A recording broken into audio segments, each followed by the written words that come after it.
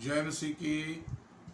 जो आज का परमेश्वर का वचन है, हम पढ़ेंगे प्रकाशित वाक्य के 22 अध्याय और 12 वचन को।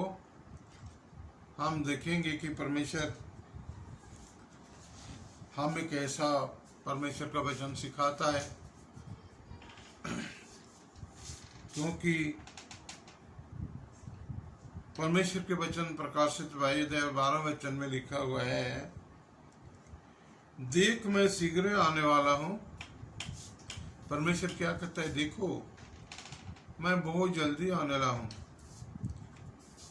परमेश्वर कहता है मैं बहुत जल्दी आने वाला हूं और हर एक काम के अनुसार। और परमेश्वर क्या कहता है? हम सभी लोगों को कहा है और हम हर एक काम को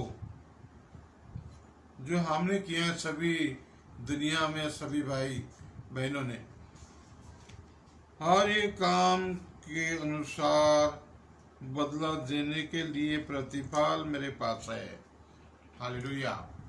परमेश्वर कहता है कि जो बहन भाई इस दुनिया में रहते हैं, इस धरती में रहते हैं, परमेश्वर कहता है हम जो काम किए हैं, अच्छा बुरा भला चंगा,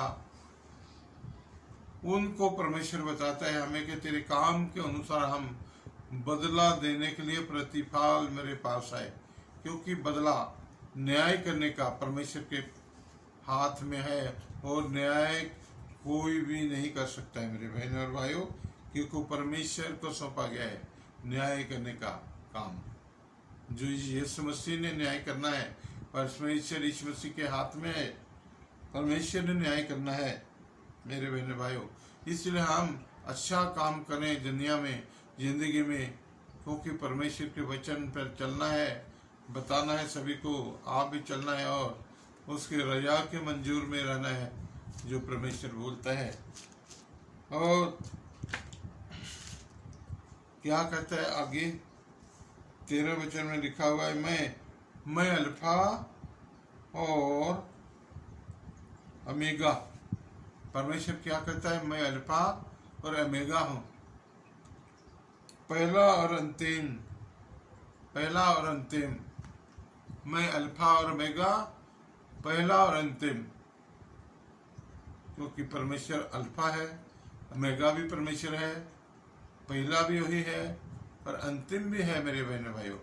यहाँ पर लिखा है परमेश्वर के वचन में, क्योंकि हम किसी और दूसरे को नहीं कह सकते, क्योंकि परमेश्वर खुद बता रहा है कि मैं पहला और मैं पिछला हूं, अंतिम, आद और अंत हूं। मैं अंतिम, मैं आद और अंत हूं। परमेश्वर ने बताया मैं आद और अंत। आद भी परमेश्वर है और अंत भी परमेश्वर है। हम दूसरे को कैसे कह सकते हैं वो आद है, वो अंत है, वो अल्फा है, वो ओमेगा है? क्योंकि परमेश्वर है अल्फा ओमेगा, आद अंत, पिछला और पहला, अंतिम और अंतिम, पहला और अंतिम। यीशु मसीह सब कुछ है। क्योंकि हम परमेश्वर के ये वचन को अच्छी तरह से समझे कि परमेश्वर ने हमें क्या सिखाया, क्या बताया। बहन भाइयों सभी को हम इस वचन को देखें और पढ़कर समझें और उसमें चलें। धन्य है वे जो अपने वस्त्र को धो लेते हैं। परमेश्वर कहता है धन्य है वो जो अपने वस्त्र को धो लेते हैं। मेरे बहन भाइयों, जो परमेश्वर ने बताया ये वचन, क्योंकि जो हम अपने शरीर में वस्त्र पहने हुए हैं इनके बारे में नहीं बोलता है परमेश्वर। धन्य है, धन्य वो है जो अपने अंदर के वस्त्र को धोते हैं। अंदर मतलब जो शरीर में अंदर है, झूठ, प्रेत, हिस्सा, बहुत सब बुरा भला हम सोचते हैं, विचार करते हैं।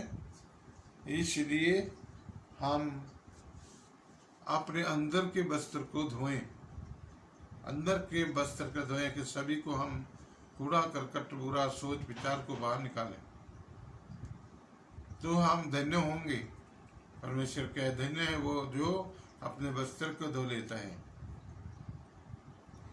क्योंकि उन्हें जीवन के वृक्ष के पास आने का अधिकार मिलेगा।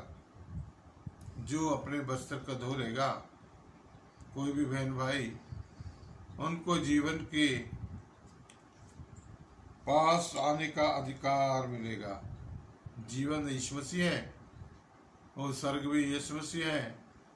अगर हम अपने दिल में, मन में साफ नहीं करते हैं शरीर को अंदर से, तो हम जीवन के वृक्ष के पास कभी नहीं जा सकते, स्वर्ग में कभी नहीं जा सकते। मेरे बहन भाई, हमें जरूरत है कि हम अपने अंदर की वस्त्र को धोएं, अच्छी तरह से साफ करें। जिस तरह हम कपड़े को धोते हैं साबुन और पानी से, इसी तरह हम परमेश्वर के वचन, उसके आज्ञाओं को मानकर, उसके वचन में चलकर अपने अंदर को धोना है, अपने अंदर के वस्त्र को साफ करना है।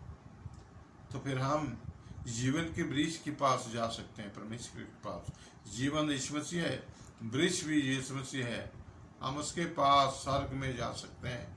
अगर नहीं धोते हैं तो हम कभी भी परमेश्वर के उस जीवन के वृक्ष, उस स्वर्ग में कभी भी हम नहीं जा सकते हैं।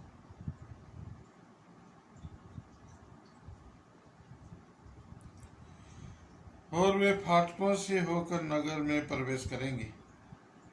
जब हम जीवन के वृक्ष के पास जाएंगे, जब हम अपने वस्त्र को धो लेंगे, उस फाटक से होकर जो स्वर्ग का रास्ता है वहां पर प्रवेश करेंगे।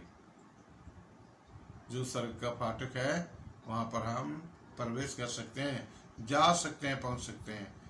परमेश्वर ने बताया है हमें पाप से तौबा करना होगा और पछताव करके हमको बपतिस्मा लेना है और हमें संगति करना है, परमेश्वर के वचन पर चलना है। मेरे बहन भाइयों, ये फिर हम वहां पर अधिकार मिलेगा जाने का,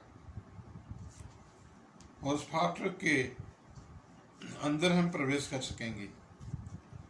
पर कुत्ते और टोने, परमेश्वर ने क्या बोला? पर कुत्ते और टोने। कुत्ता किसको कहा है परमेश्वर ने?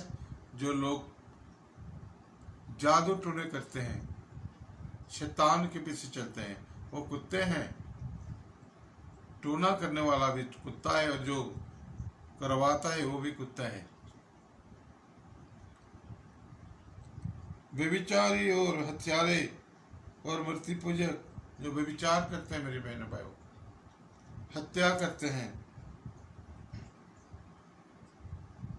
मूर्ति पूजा करते हैं, हत्या करते हैं, व्यभिचार करते हैं, और हर एक झूठ का चाहने वाला और झूठ बोल बोलकर, बड़े बड़े झूठ बोलकर बताते हैं, झूठी गवाही देते हैं, और गढ़ने वाला बाहर रहेगा और झूठ बोलकर बताएंगे हम ये करते हैं, हम वो करते देखा है। वो इंसान कहाँ रहेगा? बाहर रहेगा, सर के अंदर नहीं जा सकता है, उस फाटक के अंदर नहीं जा सकता है।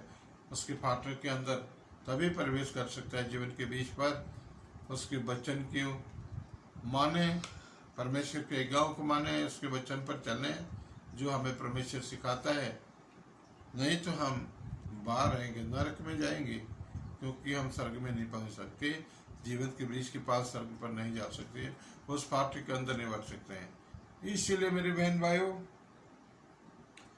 हमें परमेश्वर का वचन रोज सुबह शाम को पढ़ना चाहिए। 6 दिन काम करो, 7वें दिन को चर्च जाओ, संगति में रहो, संगति करो,